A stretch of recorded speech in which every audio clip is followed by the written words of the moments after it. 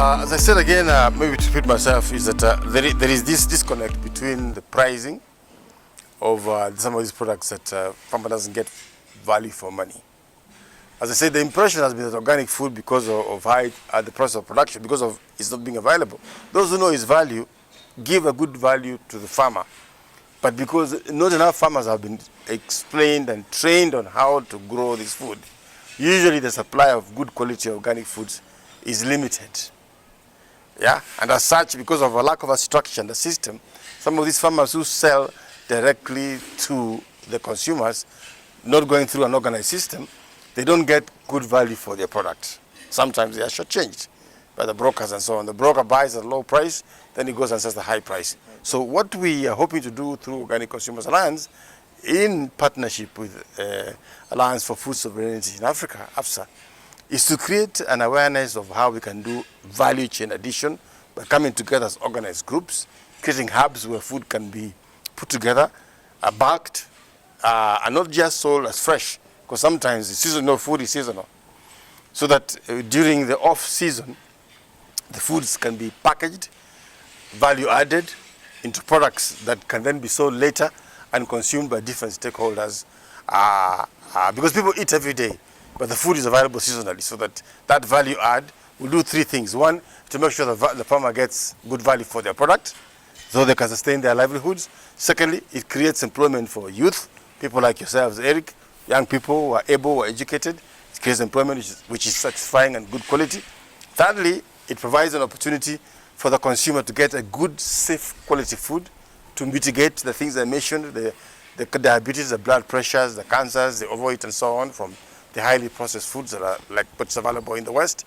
And fourthly, that process is a socio-economic process that allows the country, the villagers, the community, and the region to generate revenues, yeah, that can later on be pumped back into the economy to improve the GDPs and the well-being of the economies of African countries. So there is a tremendous potential there. In fact, in a previous discussion, I shared that if you want to go into a $1 trillion business, the $1 trillion business and opportunities are right now in the food industry, in growing safe, healthy food, which you can also define as organic food. Quite easily done, because actually it should be cheaper, because this food is grown without the input of those expensive external inputs like fertilizers, like the pesticides that are used, and of course like the hybrid seeds that have to be purchased every season. You can see the rain is starting to come around, so if you want us to shift into a place where there's less rain, that's fine. But this is a wonderful opportunity for us to, also enjoy. This is part of what nature is. Yeah. Yes, Eric. Doctor. Yes. You said in partnership with AFSA. Yes. How do you intend to mainstream agroecology? Yes. As an enterprise in Africa? Very good question, very good question. If you don't mind the rain, the little droplets here, I don't mind myself. Yes, more severe will move, but for now, let's just carry on. If you're okay with it, I'm okay with it. It doesn't interfere with the TV and the bit I have no problem. So yes, what we intend to do, as you mentioned, working in partnership with different alliances in AFSA, is to, of course, work with different stakeholders. The most important stakeholder here are the policymakers. The policymakers of agriculture, of education, of health, of environment need to understand that organic foods or agroecology, if it's mainstreamed, it will actually address those four issues I mentioned. From the health point of view, by them understanding the policymakers, the policy has to accommodate this. If you create availed communities, populations with safe, healthy, diverse foods, Eric, you will save the budget. You will save the cost of sick people from diabetes.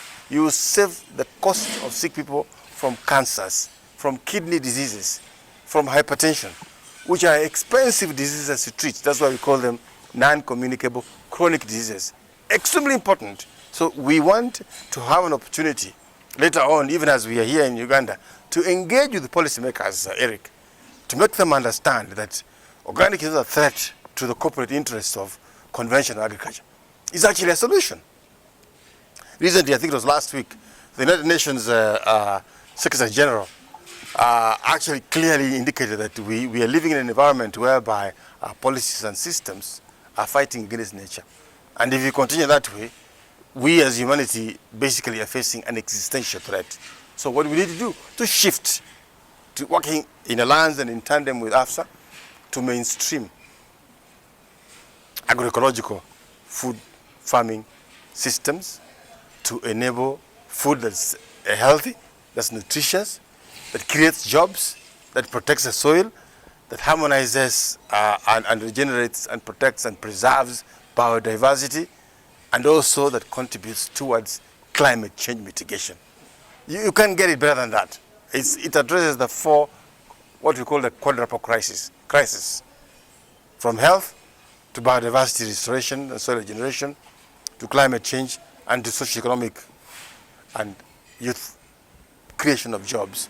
This is what working in tandem, in partnership with AFSA and other people like the fourth, members of the fourth estate, engage the policymakers, engage other stakeholders like members of the media, the fourth estate, engage schools, engage colleges, engage different groups, and most importantly, ensure that this message then, once the policy anchors the framework, that the community, the consumers, the citizens, the farmers, small scale, medium scale, large scale, are all engaged in a farming system, a food production system that is sustainable, that ensures a decent quality of life for everyone. So it's a gain scenario, or using different words, it's a win scenario for everyone along the value chain. Indeed, if you asked me, this is one of those stroke of geniuses that they've sort of invested financial interests from those who do conventional agriculture would see. At the end of the day, the direction we are going is a lose-lose-lose scenario. People dying from diabetes using medicines, the soil is degrading, using more and more chemicals, pumping in, polluting the environment, causing the carbon issue and causing global warming. Who's gaining? Nobody's gaining. We are all losing. And as a matter of fact, later on as we will discuss, if we continue this way, there are indicators from increasing immune diseases, from reduced fertility and sperm count rates globally, from more disease, from economic discomfort, from increasing famines and food insecurities. If we continue with the current system, we human beings are actually exposing ourselves into a scenario of an existential threat where eventually Mother Nature will just probably get rid of us by us basically committing suicide by doing things that will destroy not just our own human integrity, but destroy the environment that enables us as human species to exist. Very deep, and yet something that I think that the policymakers who we as AFSA would like to engage and are engaging either haven't gotten it, they need to get it, and when they get it, they need to embrace it, and then put a framework through which then strategies, implementation programs can be funded, supported, and the results will be seen in that four quadruple process of gain scenario. Because right now what you're doing is clearly unsustainable. And there's enough research. I'm a researcher. I've worked in the agro-health field for the last 35, 40 years. So I know what I'm talking about. Yeah, we're going in the wrong direction and we need to change. And a good example is COVID. People don't want to say this openly, but I can tell you what it is. The reason why Americans are dropping more is because of the food they're eating. They're already sick, they're obese, they have diabetes, they have blood pressure. 1 in 3 people has diabetes, 1 in 2 is obese. So when COVID comes, it finds people who are already susceptible, whose immune systems, from what they're eating, is already weak. So they drop. Yeah, infections are occurring here in Uganda, for example. They're occurring everywhere in Africa. Why aren't Africans dropping? Again, the difference is the foods you're eating are less processed, more indigenous. Our immune system is already familiar with a more diverse system, is more robust. So the infection comes and the body copes with it.